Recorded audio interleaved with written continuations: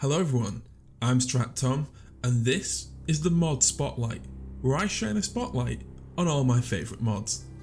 And today we're looking at Rome Total Realism Imperium Surrectum, which is a total overhaul mod for Total War Rome Remastered.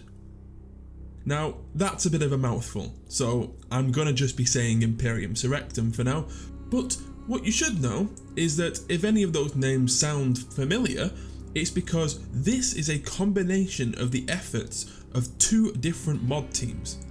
Obviously one being Rome Total Realism and the other being Roma Surrectum, two of the most popular mods for the original Rome Total War. They have joined forces to make this complete overhaul mod for the new remastered version of Rome Total War. What I will say before I get going is that this mod is still in its alpha phase, and this is a video that I may well revisit at some point. I'll point out now, there are some things that seem unfinished, unpolished, and that's perfectly fine because like I said, the mod is unfinished and unpolished, so we won't hold that against it. So one of those things that is unfinished and unpolished is the campaign map, as this has virtually no difference in terms of the base game. If you played either Roma Surrectum or Rome Total Realism, you'll know that they did a complete overhaul on the buildings and the different building mechanics. As I say, hasn't been touched yet, but here's hoping that it's going to be. So if you've played neither of those other two mods and you're thinking, should I give this a go? Well, here's the reasons why I think you definitely should. First of all is the overhaul of unit designs. Imperium Surrectum does away with the cartoonish style of unit design that some people really dislike about the original Rome Total War and its subsequent remaster. The unit design in Imperium Surrectum is just far more detailed and far more beautiful and far more historically accurate. Gone are the ridiculously outlandish colour coordinations of the different factions. I get that it's a game and I get why the original had those colour coordinations, but it's really historically inaccurate and it just looks a little silly. In Imperium Surrectum you have no such issues, and the armour and the clothing of the units do look really good. Of course, one thing they are still locked into is that all of the individual soldiers within one unit all do look the same and dress the same, which is not accurate, but what can they do? I know that in the remaster they did start differentiating some of the way that the individual faces look, and maybe that's something that they're going to do in Imperium Surrectum too. It's definitely something that I would suggest. One thing that's been carried over from Roma Surrectum 2, which I actually don't know if they're going to keep, but I really hope that they do, is the Individualized Legions in the Roman faction. The Roman faction really does come into its own post-Marian reforms. You get to see such a wonderfully diverse unit roster, and different regions have different legions that can be trained there, meaning that the famous 13th Legion is going to come from the Gallic region. You can't train that in the East, you can't train it in Italy, you've got to train it where it's based. Same goes for some of the hoplites in the Greek cities. Spartan hoplites can only be trained in Sparta, Athenian hoplites in Athens, and you get the gist. The different designs of all the various hoplites from all over the Greek world is just absolutely astounding.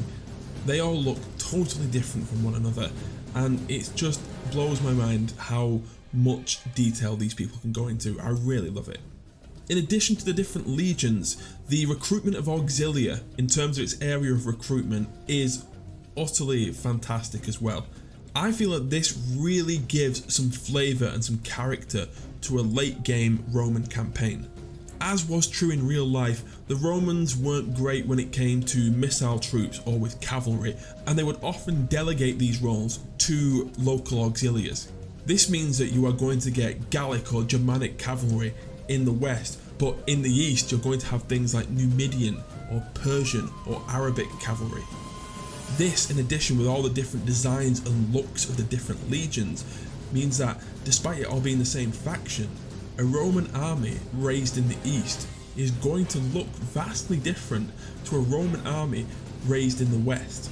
And personally, I absolutely love that. It is so brilliant, and it is very accurate as well.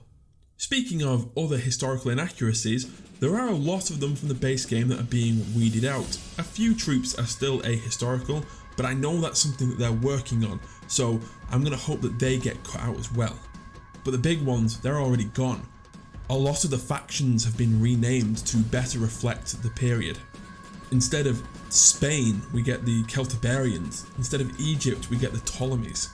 And that being said, the Ptolemaic troops are actually a reflection of the time as well. No longer do we have this strange time-travelling Bronze Age Egyptian faction. You actually have a Macedonian-style army, as the Ptolemies would have been. Aside from all this aesthetic stuff, the biggest distinction between the base game and Imperium Surrectum are the battles. Now, if you watched my episode on Divide et Impera for Rome 2, I said something similar back then. Successful Total War mods take the Total War formula for battles and they make them longer and harder. Giggity. Battles are no longer a quick 1-2 punch. Hit the main line and then outflank them, then they run. No, it's much more drawn out, it's much more difficult, it's much more tense. One thing I actually really love is how important holding a solid battle line actually seems to be in this mod. It's something that was the foundation of classical warfare and seems to have been forgotten about in some of the Total War games, where lines just tend to disintegrate and they fight in small pockets all over the battlefield map. It's just not a proper reflection of ancient warfare, and this mod does such a great job of making that idea of a solid line so important, and I love it. Well, that about wraps it up. I will remind everyone that this is an incomplete mod and it may well be worth a revisit later, so I may be doing another video on this mod once it's had more improvements to it. But until that time, don't forget to like, share and subscribe. I've been Strat Tom, and I'll see you next time.